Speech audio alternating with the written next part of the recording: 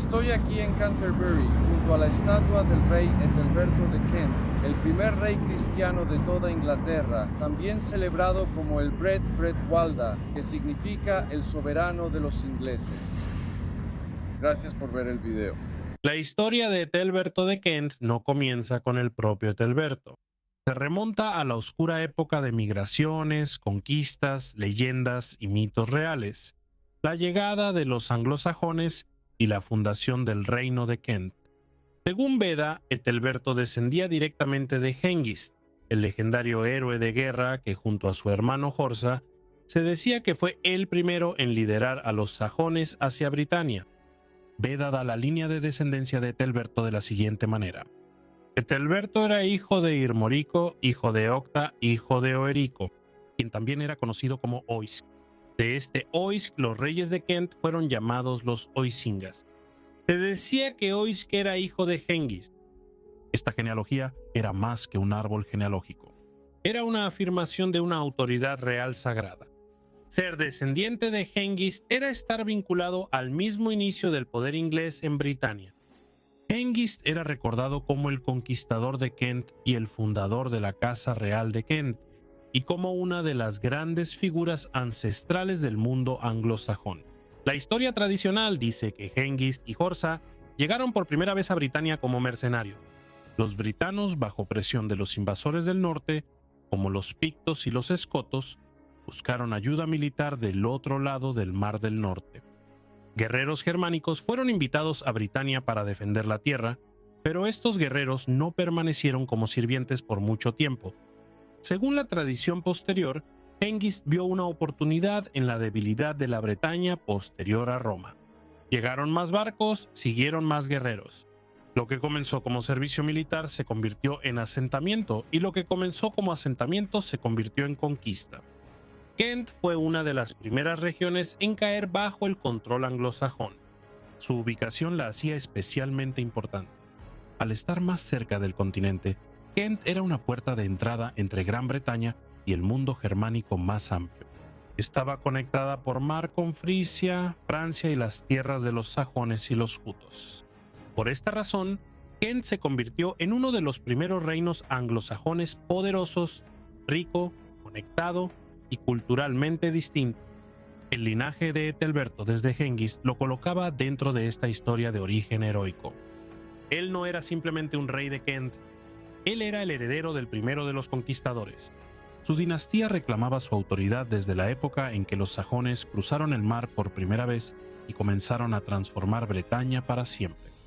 Pero la ascendencia real pudo haber ido aún más lejos. Como muchas casas reales anglosajonas, es probable que los reyes de Kent estuvieran relacionados con la figura divina de Woden. Woden era el gran dios ancestral de muchos pueblos germánicos, y descender de él era una poderosa fuente de legitimidad para los primeros reyes. Las familias reales no solo afirmaban tener sangre noble, afirmaban tener sangre sagrada. Al rastrear su linaje hasta Woden, los reyes anglosajones se presentaban como elegidos, antiguos y semidivinos. Pero el reinado de Ethelberto también marcó un punto de inflexión. Él se encontraba en la encrucijada entre el mundo heroico pagano de sus antepasados y el futuro cristiano de Inglaterra. Su linaje se remontaba a Hengist, a la conquista, a los antiguos dioses y quizás al propio Odín. Pero su reinado abriría la puerta a la misión de Agustín desde Roma, al bautismo de los reyes y a la transformación cristiana de la Inglaterra anglosajona. La vida temprana de Ethelberto habría sido moldeada por el mundo guerrero del siglo VI. Nacido en la casa real de los Oisingas, habría crecido rodeado de historias de Hengist, conquistas y gloria ancestral. Como hijo del rey Irmorich, probablemente fue entrenado desde joven en las habilidades que se esperaban de un príncipe anglosajón: liderazgo, lealtad, diplomacia, generosidad y guerra. Kent era uno de los reinos más ricos y mejor conectados de Bretaña, con fuertes lazos con el continente. Así que Ethelbert también pudo haber estado expuesto a la influencia franca, el comercio y las costumbres extranjeras desde una edad temprana. Antes de convertirse en el rey cristiano recordado por Beda, Ethelbert fue criado como un heredero real pagano en un mundo de salones de banquetes, guardias armados reyes rivales y la lucha constante por el poder. El ascenso de Ethelbert al trono de Kent ocurrió en una época en la que la Inglaterra anglosajona aún estaba dividida en reinos rivales, cada uno luchando por tierras, tributos y dominio. El poder de Kent provenía de su posición frente al continente, lo que le permitía enriquecerse a través del comercio, la diplomacia y el contacto con el mundo franco. Pero Ethelbert no heredó la paz. Como un rey joven, tuvo que demostrar su valía entre rivales peligrosos, especialmente del poderoso reino de Wessex. Al principio de su reinado, Ethelbert sufrió un gran revés cuando fue derrotado por Ceolwyn de Wessex y el hermano de Ceolwyn, Cuta. Esta derrota mostró lo inestable que podía ser el poder real en el siglo VI. Un rey no estaba seguro simplemente por heredar un trono. Tenía que defender su autoridad mediante la fuerza, alianzas y reputación. Pero Ethelberto sobrevivió a esta humillación temprana. En lugar de desaparecer de la historia, reconstruyó su posición, fortaleció el poder de Kent y eventualmente se convirtió en uno de los gobernantes más influyentes de Britania. Su matrimonio con Berta, una princesa cristiana franca, también fue un paso importante en su ascenso. Esta alianza conectó a Kent con los poderosos reinos francos al otro lado del canal y aumentó el prestigio de Ethelberto entre los gobernantes anglosajones. A través de la riqueza, la diplomacia y la supervivencia política, Ethelberto se transformó de un joven rey regional en un señor supremo. Para cuando Agustín llegó de Roma en el año 597, Ethelberto ya no era un gobernante menor.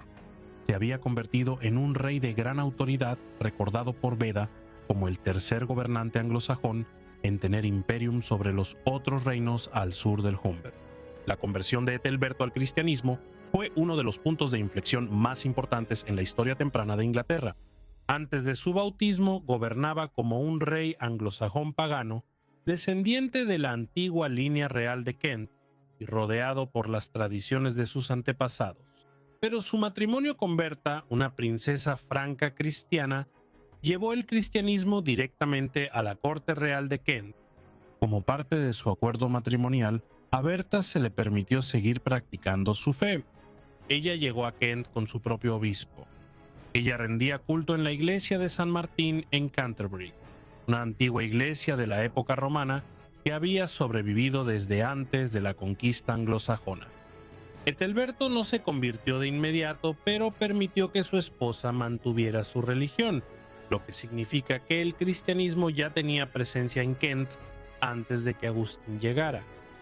En el año 597, Agustín fue enviado desde Roma por el Papa Gregorio el Grande para convertir a los anglosajones. Cuando llegó a Kent, Ethelberto lo recibió con cautela. Según Beda, el rey se reunió por primera vez con Agustín al aire libre porque temía que los misioneros pudieran usar magia si se reunían en interiores. Este detalle muestra que Ethelberto todavía pensaba como un gobernante pagano, cauteloso de los hombres santos extranjeros y de su poder espiritual. Sin embargo, no lo rechazó. En cambio, permitió que Agustín y sus compañeros predicaran. Les dio un lugar donde quedarse en Canterbury y les permitió adorar libremente. Es probable que Berta haya jugado un papel importante en suavizar su actitud hacia el cristianismo. A través de ella, él ya había visto la fe cristiana en acción dentro de su propio hogar. La misión de Agustín entonces le dio a esa fe un peso político y espiritual. La conversión también conectó a Kent más estrechamente con los reinos cristianos de Francia y con la Iglesia romana en sentido amplio, dándole a Ethelberto prestigio más allá de Britania. Finalmente aceptó el bautismo y se convirtió en el primer rey anglosajón en Inglaterra en convertirse al cristianismo. No hay un relato histórico sólido que diga que Ethelberto continuó formalmente adorando a los antiguos dioses después de su conversión. Beda lo presenta como un rey cristiano genuino. Sin embargo, Beda también dice que Ethelberto no obligó a su pueblo a convertirse. Aprendió que el servicio a Cristo debe ser voluntario, no forzado. Esto es importante. La conversión de Ethelberto no eliminó instantáneamente el paganismo de Kent. Muchos de su pueblo probablemente continuaron con las viejas costumbres durante algún tiempo, y el rey gobernaba una sociedad que aún se encontraba entre dos mundos, los antiguos dioses de los anglosajones y la nueva fe de Roma. Después de su conversión, Ethelberto se convirtió en un gran mecenas real del cristianismo en Kent. Apoyó a Agustín, donó tierras para iglesias y ayudó a establecer Canterbury como el centro de la iglesia inglesa. La iglesia de San Martín permaneció asociada con el culto de la reina Berta, mientras que la misión de Agustín creció hasta convertirse en una comunidad cristiana permanente en Canterbury. Por lo tanto, Ethelberto no fue simplemente otro gobernante convertido. Él fue el puente entre el paganismo, la Inglaterra pagana y la Inglaterra cristiana. A través de Berta, Agustín y su propia sabiduría política, se convirtió en el primer gran rey cristiano de los anglosajones. Su reinado marcó el inicio de una transformación que con el tiempo transformaría todos los reinos ingleses. Ethelberto de Kent fue recordado como uno de los grandes señores supremos de la Inglaterra anglosajona temprana. Beda dice que él fue el tercer gobernante en tener el imperium sobre los otros reinos al sur del Humber, colocándolo en esa tradición. Más tarde se le asoció con el título de Bretwalda, una palabra que a menudo se entiende como gran gobernante o gobernante de Bretaña. El poder de Ethelberto provenía primero del propio Kent. Kent era el más antiguo, rico y prestigioso de los reinos anglosajones. Su ubicación lo hacía poderoso. Su identidad cristiana le dio un nuevo tipo de realeza. Anteriormente, los Bretwaldas eran recordados principalmente como guerreros y conquistadores, pero la supremacía de Ethelberto era diferente. Se convirtió en un gobernante cuya influencia se extendía a través de la ley, la diplomacia y la fe. Su corte se convirtió en el centro desde el cual el cristianismo romano entró a los reinos anglosajones. El código de leyes de Ethelberto también muestra la fuerza y sofisticación de su reinado. Sus leyes son las más antiguas que se conservan escritas en cualquier lengua germánica. Esto fue un logro importante. Esto demuestra que no gobernaba solo por la fuerza, sino a través de una autoridad real organizada. Al promulgar leyes escritas, se presentó como un rey capaz de moldear la sociedad, proteger a la iglesia y defender la justicia dentro de su reino. Ese tipo de autoridad lo distinguió de otros gobernantes de su época. Así que Ethelberto fue considerado Bretwalda porque combinó varias formas de poder al mismo tiempo. Gobernó un reino antiguo y próspero. Tenía fuertes conexiones con el continente. Él ascendió después de la caída de los antiguos señores militares, ganó prestigio gracias a su matrimonio franco y se convirtió en el protector de la misión de Agustín. Ethelberto murió el 24 de febrero del año 616, dejando atrás un reino transformado, pero aún no seguro. Le sucedió su hijo Eadbald, cuyo temprano reinado reveló cuán frágil seguía siendo la misión cristiana. Según Beda, Eadbald había aceptado el cristianismo en algún momento, pero volvió a la antigua fe pagana después de la muerte de su padre. Él sorprendió a la iglesia al casarse con su madrastra, una unión prohibida por la ley cristiana, y al rechazar el bautismo. Para los misioneros que habían depositado sus esperanzas en la protección de Ethelberto, este era un momento peligroso. La crisis no se detuvo en Kent. Más o menos al mismo tiempo, Ceorberto, el rey cristiano de los sajones orientales, también murió. Sus tres hijos, que no habían aceptado el cristianismo, rechazaron la autoridad de la iglesia y ayudaron a expulsar a los misioneros de su reino. En todo el sur de Inglaterra, la misión cristiana de repente parecía estar a punto de colapsar. La muerte de Ethelberto había eliminado a su mayor protector real, y sin su autoridad, la resistencia pagana y el resentimiento político resurgieron rápidamente. La reacción puede que no haya sido puramente religiosa.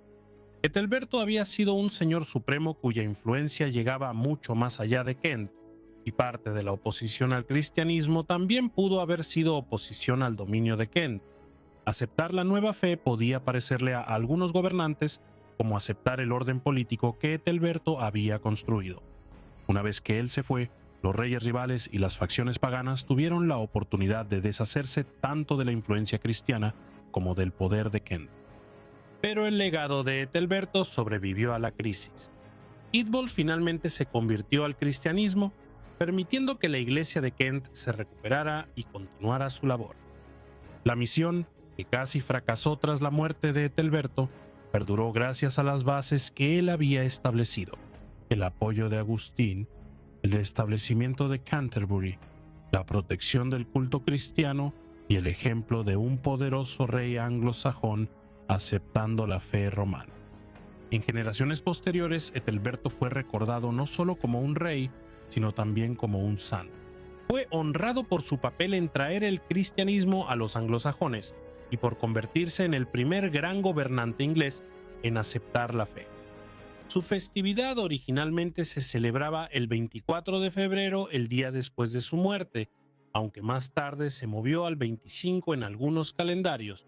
La muerte de Ethelbert expuso la debilidad de la iglesia primitiva en Inglaterra, pero su vida ya había cambiado el curso de la historia. Había gobernado como Bretwalda, dio la bienvenida a Agustín, apoyó la fe de Berta, fundó la monarquía cristiana en Kent y ayudó a convertir a Canterbury en el corazón espiritual de Inglaterra.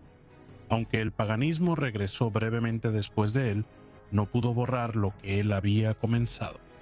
El verdadero legado de Ethelberto no fue simplemente el reino que dejó a su hijo, sino la Inglaterra cristiana que surgió lentamente a partir de los cimientos de su reinado. Me gustaría agradecer enormemente a todos mis miembros. Su contribución realmente ayuda a que todos estos videos sean posibles. Un agradecimiento especial a Estefanía Hasson, Teresa Lux y Juan Sykes. Si disfrutaron el video, no olviden darle like, suscribirse y compartir, y nos vemos pronto para otro perfil histórico.